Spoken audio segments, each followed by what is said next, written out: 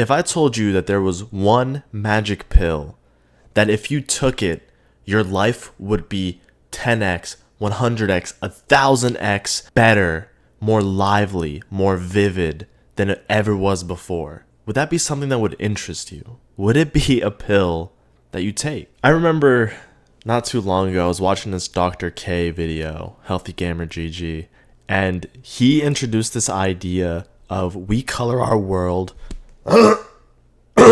we color our world with our thoughts.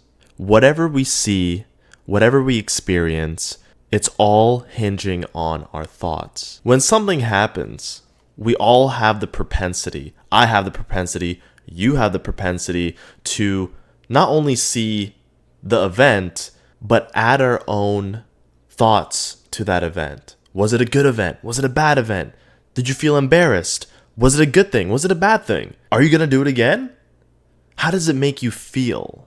That is you coloring with your thoughts. I remember whenever I would go up to a person to talk to them, this was like years ago when I first tried to become more social and to talk to girls because I thought having a girlfriend would fix all my problems. You know, very young and naive. I think I was like early high school. Whenever I talked to a girl and I felt embarrassed or I stuttered or my hands would shake when I tried to get her number down, I would relive that for months after it happened.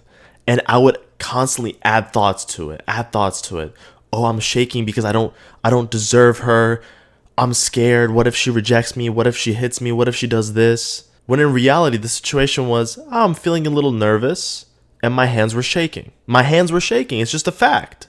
But everything I added, all this extra value that I put onto this event is what colored my world. It colored my thoughts.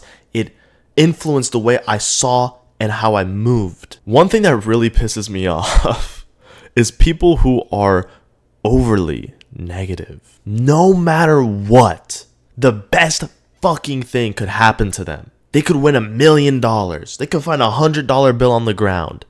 They'll find a way to color their world in a negative way. Oh, I won the lottery?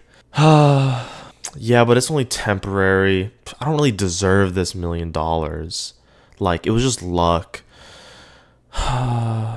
Like, I'm not worthy of this $1 million. Like, dude, like, you haven't even done anything with $1 million yet. Like, you're jumping to conclusions. Everyone knows someone like this. If you don't know someone like this, you are this person. So what is a way to help avoid coloring your world in a negative, disempowering way? What is a technique you could apply right now to make things better? One of the best ways is to actually start meditating. Specifically mindfulness meditation, by the way. And the reason this is so powerful is because you're training yourself to catch your thoughts.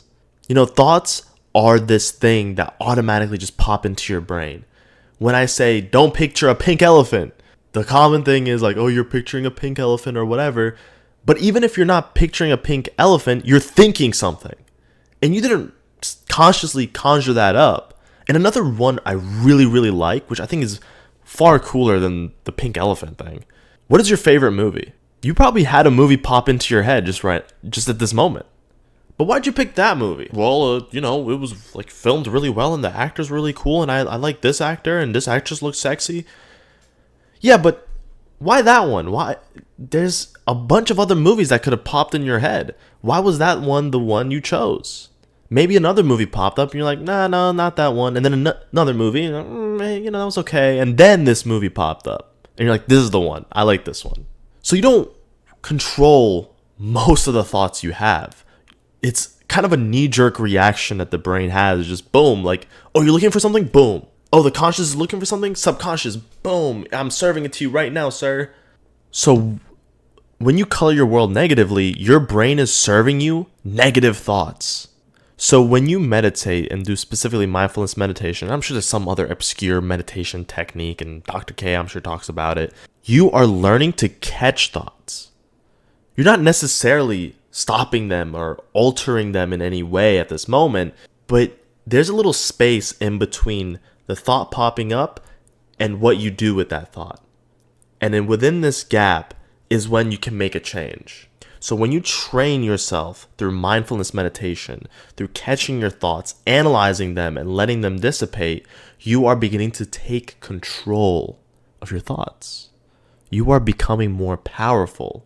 Another really, really amazing thing that nobody talks about, I swear no one, I don't even know why. This is a cheat code. Ask questions. The better questions you ask, the better answers you get. Here's an example.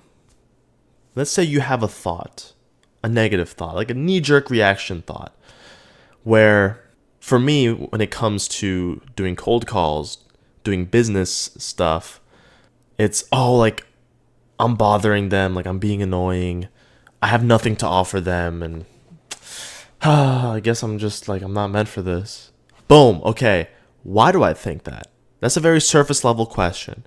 What is it costing me to have this belief? What if I replace this belief with something else? How would it affect my life? If I'm having this belief because X, Y, and Z reason, is there something I could do to improve my thoughts, my beliefs? Is there something I could change? If not, is there another thing I could do? Maybe this thing is not for me. Is there another thing I could do that gets me to where I want to be?